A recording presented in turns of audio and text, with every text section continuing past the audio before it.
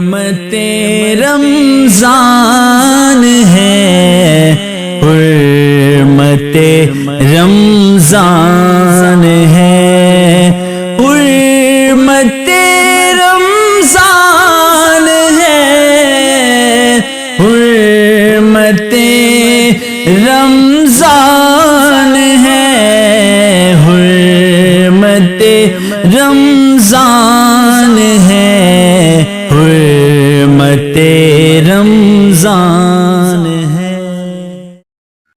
اعوذ باللہ من الشیطان الرجیم، بسم اللہ الرحمن الرحیم۔ الصلاۃ والسلام علیک یا سیدی یا رسول اللہ وعلی آلک و اصحابک یا سیدی یا حبیب اللہ۔ عابد نعیمی آفیشیل یوٹیوب چینل اور فیس بک پیج سے میں ہوں آپ کا میزبان محمد عابد نعیمی۔ پروگرام حرمت رمضان ٹرانسمیشن میں آپ کو خوش آمدید کہتے ہیں۔ الحمدللہ آج پھر ایک نئے ٹاپک کے ساتھ اور ایک نئی گفتگو کے ساتھ آپ کے سامنے حاضر ہیں، اور ہمیشہ کی طرح آج بھی ہمارے ساتھ تشریف فرما ہیں بڑی جانی پہچانی شخصیت عالم نبیل فاضل جلیل حضرت علامہ مولانا مفتی شاہد محمود چشتی صاحب۔ اللہ خیریت سے ہیں؟ الحمدللہ، ٹھیک ہے آپ؟ الحمدللہ، اور رمضان شریف ماشاءاللہ الحمدللہ اپنی ٹھیک چل رہا ہے۔ اچھا گزر رہا ہے ماشاءاللہ۔ اور اسی طرح سے ہمارے ساتھ آج پھر تشریف فرما ہیں بڑی خوبصورت آواز اور اس علاقے کی ایک بڑی جانی پہچانی شخصیت ہیں محترم جناب محمد بلال قادری صاحب۔ آپ کا بھی بہت شکریہ کہ آپ نے مصروفیت میں سے ٹائم نکالا۔ قبلہ میں بغیر کسی تاخیر کے آپ کی طرف آتا ہوں۔ انشاءاللہ محترم بلال قادری صاحب سے بھی ہم سرکار کی ثناخوانی سنیں گے، اور اس سے پہلے میں قبلہ مفتی صاحب کی طرف آتا ہوں کہ قبلہ جو ہے وہ ہمارے ظاہر ایک ہمارا معاشرہ ہے، اور ہمارے معاشرے میں ہمارا تعلق بہت سارے رشتہ داروں کے ساتھ ہے۔ ہمارے والدین ہیں، بہن بھائی ہیں، اور باقی جو رشتہ دار ہیں جہاں ہم رہتے ہیں، ان کے ساتھ اسلام کیا ہمیں درس دیتا ہے کہ ان کے ساتھ کس طرح کا تعلق رکھا جائے اور ان کے ساتھ کیسا سلوک کیا جائے؟ بسم اللہ الرحمن الرحیم۔ دیکھیں جو آج کا ٹاپک ہے اخلاق حسنہ، جی اچھا اخلاق، جی جی یہ صرف اعزاء اقارب کی حد تک محدود نہیں ہے، جی اس کا تعلق تمام انسانیت کے ساتھ ہے اچھا کہ آپ نے ہر بندے کے ساتھ جو آپ کا بیہیویئر ہے وہ بہت انتہائی اچھا ہونا چاہیے۔ صحیح، آپ کی گفتگو بڑی مہذبانہ ہونی چاہیے اور بڑے ادب کے دائرے کے اندر رہ کر آپ اگلے بندے سے گفتگو کریں۔ ٹھیک ہے، دیکھیں اخلاق حسنہ کی اہمیت کو بیان کرتے ہوئے فرمان باری تعالیٰ ہے اِنَّکَ لَعَلَىٰ خُلُقٍ عَظِيمٍ۔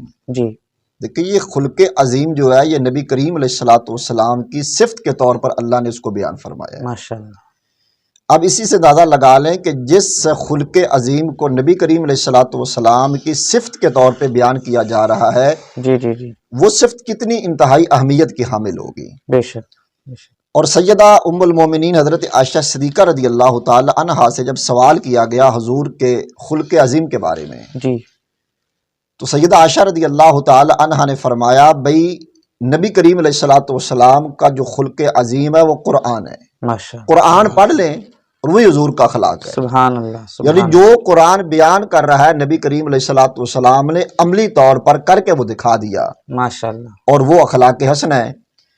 اب پھر دیکھیں اخلاق حسنہ صرف ہم لوگ یہ سمجھتے ہیں کہ شاید اگلے بندے سے مسکرا کے مل لیں تو بس یہی اخلاق حسنہ جی ہے۔ جی جی اچھا یہ بھی ایک میں غلط فہمی دور کرنا چاہتا ہوں کہ اخلاق حسنہ کا جو مفہوم بڑا وسیع ہے۔ جی اخلاق حسنہ صرف ہمارے یہاں تو لوگ یہی سمجھتے ہیں اگلے بندے کو مسکرا کے مل جی لیا جی تو اخلاق حسنہ ہے، نہیں، یہ نہیں ہے۔ صحیح، اخلاق حسنہ کا مفہوم بڑا وسیع ہے۔ جی جی دیکھیں اخلاق حسنہ کے اندر صبر آتا ہے، شکر آتا ہے، سبحان قناعت آتی ہے، توکل آتا ہے، سبحان اللہ، یعنی سمجھ لیں جتنی بھی اچھی صفات ہے وہ سب کی سب اخلاق حسنہ کے دائرے زمرے میں آتی ہیں، اس کے دائرے میں آتی ہیں۔ تو اگر ہم اگر کوئی بندہ ساری اچھی صفات کے ساتھ متصف ہو جاتا ہے جی تو وہ گویا اخلاق حسنہ کا ایک چلتا پھرتا وہ پیکر اور نمونہ ہے۔ ماشاءاللہ، اگر نبی کریم علیہ الصلوۃ والسلام کے اخلاق حسنہ کی ہم بات کریں نا تو دیکھیں حضور کے اخلاق کو دیکھ کر ہی کئی لوگ دائرہ اسلام میں داخل ہو بے گئے، شک۔ صرف حضور کے اخلاق حسنہ کو دیکھ کر۔ سبحان اللہ، سبحان حضرت ابو ہریرہ فرماتے ہیں کہ نبی کریم علیہ الصلوۃ والسلام نے نجد کے علاقے کی طرف نا ایک گھڑ سواروں کا دستہ بھیجا۔ اچھا، دستہ اس لیے بھیجا تھا کہ جو قبیلہ یمامہ ہے نا اس کے سردار کو گرفتار کر کے لانا ہے۔ اچھا، گھڑ سوار گئے نجد کی طرف تو انہوں نے قبیلہ بنو حنیفہ کے اس جن کا نام تھا جناب سمامہ بن اسال، اچھا، گرفتار کر کے لے آئے ان کو، اور لا کر ان کو مسجد نبوی کے نا ستون کے ساتھ باندھ دیا گیا۔ اچھا، نبی کریم علیہ الصلوۃ والسلام تشریف لائے تو حضور نے فرمایا ما عندک یا سمامہ، سمامہ میرے بارے میں تیرا کیا خیال ہے؟ تو جناب سمامہ بن اسال کرنے لگے بھئی دیکھیں اگر آپ مجھے قتل کر دیں گے تو آپ ایک قاتل کو قتل کریں گے، اور اگر آپ مجھے معاف کر دیں گے تو میں زندگی پر آپ کا شکر گزار رہوں گا، آپ شکر گزار کو معاف کریے، میں احسان فراموش نہیں ہوں گا، جی جی جی، میں شکر گزار رہوں گا آپ کا، اور اگر آپ مجھ سے فدیہ لینا چاہتے ہیں تو جو مال مجھ سے مانگو گے میں دینے کو تیار ہوں۔ حضور تشریف لے گئے۔ دوسرے دن حضور نے پھر یہی سوال کیا ما عندک یا سمامہ، میرے بارے میں تیرا کیا خیال ہے؟ اچھا، تو سمامہ بن اسال نے پھر یہی جواب دیا۔ جی، الغرض تیسرے دن حضور پھر تشریف لا، پھر سوال یہی کیا۔ تو سمامہ نے کہا دیکھیں یا رسول اللہ میں نے جو کہہ دیا میرا آپ کے بارے میں وہی خیال ہے جو میں پہلے بھی اظہار کر چکا ہوں۔ اب نبی کریم علیہ الصلوۃ والسلام نے صحابہ کو حکم دیا کہ اس کو نا آزاد کر دو، اچھا، اس کو رسیاں کھول دی گئی، اس کو چھوڑ دیا گیا، آزاد کر دیا گیا۔ اب بجائے اس کے قیدی آزاد ہو رہا ہے، اس کو تو چاہیے کہ وہ ایک منٹ چلا سے جائے، پہلے مدینے سے باہر نکل جائے، صحیح، کہ کہیں ایسا نہ ہو کہ میرے بارے میں حکم تبدیل نہ ہو جائے، دوبارہ کہیں میری گرفتاری نہ ہو جائے۔ لیکن اس نے کیا کیا، اپنے علاقے کی طرف نجد کی طرف بھاگا نہیں ہے، اچھا، ادھر سے آزاد ہوا، مدینہ شریف سے باہر ایک باغ کے اندر گیا، باغ کے اندر مومن چشمے ہوتے تھے، پانی کا اہتمام ہوتا تھا، جا کر وہاں پہ غسل کیا، پاک صاف ہوا، پاک صاف ہو کر دوبارہ مسجد نبوی کے اندر تشریف لے آئے اور آ کر عرض کرنے لگے یا رسول اللہ صلی اللہ علیہ وسلم مجھے بھی کلمہ پڑھا کر اپنی غلامی کا پٹا اس غلام کے گلے میں بھی ڈال دو۔ سبحان اللہ، سبحان اللہ، کلمہ شریف پڑھا، مسلمان ہو گئے۔ اللہ اکبر، جناب حضرت سمامہ بن اسال رضی اللہ تعالی عنہ، دیکھیں ان کو اسلام پہ مجبور کیا گیا تھا، کوئی ان پہ زور دیا گا آپ اسلام قبول کریں؟ کوئی کچھ بھی نہیں ہوا، صرف حضور نے سوال کیا ان سے۔ جی جی، اب وہ جو قیدی ہے، ایک اسیر ہے، بجائے اس کے کہ وہ اپنے علاقے کی طرف جاتا، وہ قیدی ہمیشہ کے لیے زلف مصطفیٰ صلی اللہ علیہ وسلم کا قیدی بن گیا۔ سبحان اللہ، تو یہ دیکھیں نبی کریم علیہ الصلوۃ والسلام کے اخلاق حسنہ کا ایک نمونہ ہے۔ اب ہمارے یہاں کیا ہوتا ہے کہ قبلہ بعض اوقات بندہ انتہائی عابد ہوتا ہے، زاہد ہوتا ہے، عبادت گزار ہوتا ہے، لیکن اخلاق اس کے اچھے نہیں ہوتے ہیں، جی لوگوں کے ساتھ اس کا بیہیویئر اچھا نہیں ہوتا، جی جی، اور بعض اوقات ایسا ہوتا ہے کہ بندہ اتنا عابد تو نہیں ہوتا لیکن اخلاق اس کے اچھے ہوتے ہیں۔ سبحان اس کے اوپر ایک حدیث پاک میں لانا چاہتا ہوں۔ جی نبی جی، کریم علیہ الصلوۃ والسلام نے ارشاد فرمایا، حضور نے فرمایا کہ بہت سارے لوگ ایسے ہیں انہ ضعیف العبادہ، اچھا، عبادت میں کمزور ہوتے ہیں، ہوں، عبادت میں اتنے تگڑے نہیں ہوتے، عبادت میں کمزور ہی ہوتے ہیں۔ جی جی جی، فرمایا لیکن اخلاق کے اعلیٰ درجے پہ فائز ہوتے ہیں، ہوں، تو اللہ حسن اخلاق کے ذریعے اس ضعیف العبادت کو اعلیٰ درجات پہ فائز فرما دیتا ہے۔ سبحان اللہ، سبحان اللہ، کہ اپنی عبادت کی بیس پہ تو اعلیٰ درجات پہ نہیں جا چکا لیکن اخلاق کا اچھا ہے وہ، جی جی، تو اپنے اخلاق کی بیس پہ اعلیٰ درجات پہ اللہ اس کو فائز فرما دیتا ہے۔ سبحان اب تصویر کا دوسرا رخ حضور نے بیان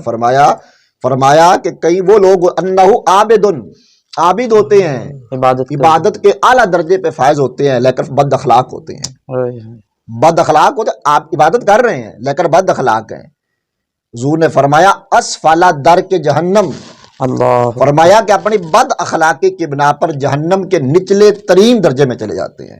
اللہ، اور آپ جانتے ہیں کہ جہنم کا جو نچلا ترین درجہ ہے وہ عذاب کے لحاظ سے سب سے سخت ہے، اللہ، کہ عبادت کر رہے لیکن ساتھ بد اخلاق ہے تو اس بد اخلاقی نے اس کی عبادت پہ پانی پھیر دیا، اور اس کو نبی کریم علیہ الصلوۃ والسلام نے بالفاظ دیگر بیان فرمایا۔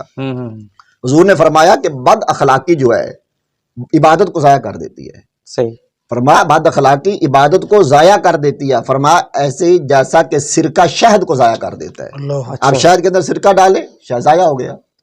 اور ایک بندے کے پلے عبادات ہیں لیکن ساتھ بد اخلاق ہے، تو بد اخلاقی کیا کرے گی؟ اس کی عبادات کو ضائع کر دیتی ہے. اللہ اکبر، اللہ اکبر. قبلہ حسن اخلاق کا تو پتہ اسی وقت چلتا ہے نا کہ جب ہمارے ساتھ کوئی برا کر رہا ہے تو ہم اس کے ساتھ کیسا سلوک کرتے ہیں. ایسے ہی ہے. یہ تو کوئی بات نہیں نا.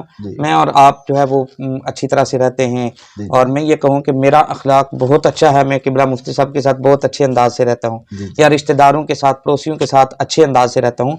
تو اخلاق کا اصل پتہ اسی وقت چلتا ہے کہ جب آپ کے ساتھ کوئی برا کر رہا ہے اور آپ اس کے ساتھ اچھا کرتے ہیں، جو کہ حضور کی سنت بھی ہے. تو حضور علیہ الصلوۃ والسلام نے اسلام بھی ایسے ہی پھیلایا. جی بالکل ایسے ہی. اسی طریقے سے اب دیکھیں جی، حسن اخلاق کے متعلق مجھے بات یاد آ گئی. جی جی.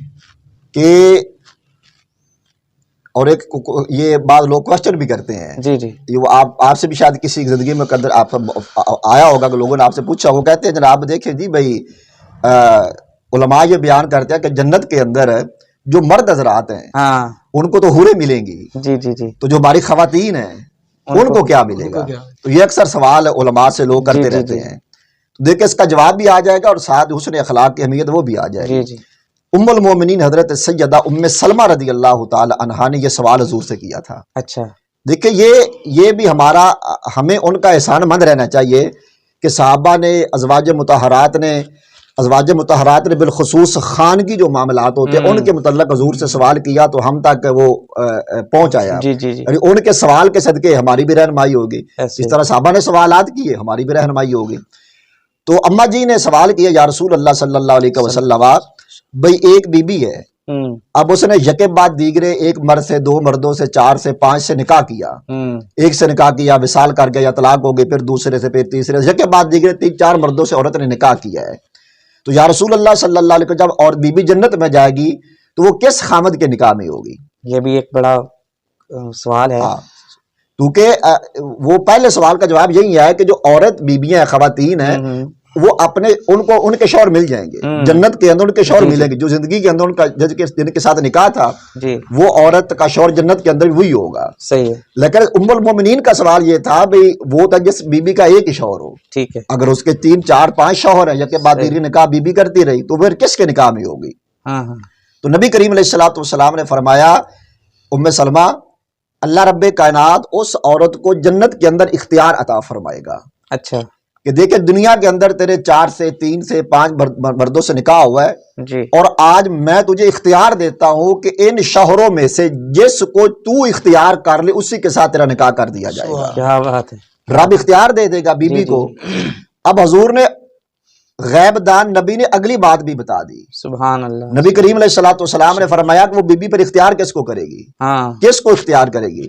حضور نے فرمایا کہ وہ ان 3 4 5 مردوں میں سے اس بندے کو اختیار کرے گی جس بندے کا اخلاق دنیا کے اندر سب سے زیادہ اچھا تھا. سبحان اللہ. وہ کہے گی یا اللہ فلاں جو شوہر تھا نا میرا، اس کا اخلاق میرے ساتھ بڑا اعلیٰ تھا، تو یا اللہ میں اس کو اختیار کرنا چاہتے ہوں، اس کا میرے ساتھ نکاح فرما دے. تو اللہ جنت کے اندر اس بندے کے ساتھ نکاح فرمائے گا جس کا اخلاق اچھا تھا. تو کہنے کا مطلب یہ ہے کہ جنت کے اندر جو نکاح ہو رہا ہے وہ بھی اس نے اخلاق کی بیس پہ ہو رہا ہے. کیا بات ہے، ماشاءاللہ. قبلہ مفتی صاحب نے بڑی خوبصورت بات بتائی. اور جو حضرات یہ چاہتے ہیں کہ جس طرح دنیا میں اللہ تعالیٰ نے مرد اور عورت کو ایک ساتھ رکھا ہے، میاں بیوی کو، تو اسی طریقے سے جو یہ چاہتا ہے کہ کل جنت میں بھی ہمارا ساتھ ایک اکٹھا ہی ہو، ایک جیسا ہو، تو پھر اس کو چاہیے کہ اپنے گھر والوں کے ساتھ حسن سلوک کرے، اچھا سلوک کرے. گھر والوں کے ساتھ مزید بڑھ جاتا ہے یہ معاملہ. دیکھیے جی جی جی. اب اس کو آپ رن مریدی نہیں کہہ سکتے. نہیں دیکھیں، حضور علیہ السلام نے فرمایا کہ میں حسن اخلاق میں تم اپنے گھر والوں کے ساتھ حسن سلوک رکھو، اچھا جو ہے وہ کردار رکھو. اور حضور نے اپنی مثال دی کہ میں تم میں سب سے زیادہ حسن سلوک کرتا اپنے گھر والوں کے ساتھ. قرآن کا حکم وعاشروہن بالمعروف کہ بیویوں کے ساتھ اچھا سلوک کرو. لیکن ہمارے یہاں عجیب روش ہے، جو بندہ اچھا سلوک بیوی کے ساتھ کر رہا ہے لوگ اس کو کہتے وہ یہ اب رن مرید ہے. یہ تو دیکھیں یہ نہیں ہے، اس کے حقوق ہیں. اور اچھا حضور نے جب حضور کا وصال کا وقت تھا تو جو آخری کلمات حضور نے ان میں سے ایک کلمہ یہ حضور نے فرمایا کہ اپنی بیویوں کے بارے میں، عورتوں کے بارے میں رب سے ڈر کے رہنا ہے. بہت خوبصورت माशाल्लाह. اللہ تعالیٰ آپ کو جزائے خیر عطا فرمائے. اور آپ سے بہت اچھی باتیں ہمیں ملتی ہیں, حضور کے فرامین ہمیں ملتے ہیں. چونکہ ہمارے پروگرام کا وقت بڑا قلیل ہوتا ہے, لہٰذا میں آخر میں محترم بلال قادری صاحب سے گزارش کرتا ہوں کہ وہ جو ہے وہ اپنا کلام پیش کریں گے, اور ان کے کلام کے ساتھ ہی ہمارے پروگرام کا اختتام ہو جائے گا. آپ سے گزارش ہے کہ آپ ہمارے پروگرام کو لائک کریں, شیئر کریں, اور آگے جو ہے وہ سینڈ کریں, لوگوں کو بھیجیں, تاکہ یہ ہماری خوبصورت باتیں جو ہیں وہ زیادہ سے زیادہ لوگوں تک پہنچ سکیں. محترم بلال قادری صاحب. یہ دنیا ایک سبحان اللہ. سمندر ہے مگر ساحل مدینہ ہے. سبحان اللہ. سبحان اللہ. یہ دنیا ایک سمندر ہے مگر ساحل مدینہ ہے. ہر ایک موجے بلا کی راہ سبحان اللہ. ہمیں سبحان اللہ. حائل مدینہ ہے. مدینے کے مسافر تجھے پہ میرے جانو دل قربان. اللہ اکبر. اللہ اکبر. مدینے کے مسافر تجھے پہ میرے جانو دل قربان. سبحان اللہ. سبحان اللہ. تیری آنکھیں بتاتی ہیں تیری منزل مدینہ ہے. سبحان اللہ. سبحان اللہ. اور شرف مجھ کو بھی حاصل ہے محمد کی غلامی کا. سبحان اللہ. سبحان اللہ. شرف مجھ کو بھی حاصل ہے محمد کی سبحان اللہ. غلامی کا. وہ میرے دل میں رہتے سبحان اللہ. سبحان اللہ. ہیں میرا بھی دل مدینہ ہے. اور جہاں عشاق بستے ہیں وہ بستی ان کی بستی ہے. جہاں بھی ذکر ان کا ہو وہی محفل مدینہ ہے. سبحان اللہ. اور مختصمات کیجیے.